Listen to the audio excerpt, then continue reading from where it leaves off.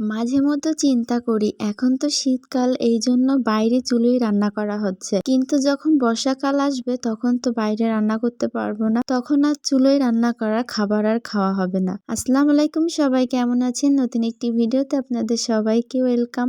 এবার হয়তো অনেকেই মনে মনে ভাবতেছেন চুলোয় রান্না করা ছাড়া কি আর কোথাও জায়গা নাই, রান্না করা হবে না। ঘরে আমার কারেন্টের চুলোও আছে, গ্যাসের চুলোও আছে, তারপরও কেন জানি না চুলোয় রান্না করার খাবার খেতে অনেক বেশি স্বাদ লাগে। দেখেন ভাতগুলো কেমন ঝরঝরে হয়েছে। কালির যে হাঁড়ি কুড়িগুলো হয় ওইগুলো মাজারও কোনো জায়গা নাই। এইখানে আমার শাশুড়ি মা সুন্দর করে একটা কাগজ পাতায় নিয়েছে, এইখানে কালির হাঁড়ি কুড়িগুলো মাজে। আজকে আমাদের বাসায় মেচুরি রান্না করা হবে। মেচুরি কিন্তু মোটামুটি অনেক ভালো লাগে, আর শীতকালে তো পাতাকপি ভাজি খেতে অনেক মজা লাগে। তো পাতাকপি ভাজি আর মেচুরি দিয়ে মাছ দিয়ে রান্না করা হচ্ছে।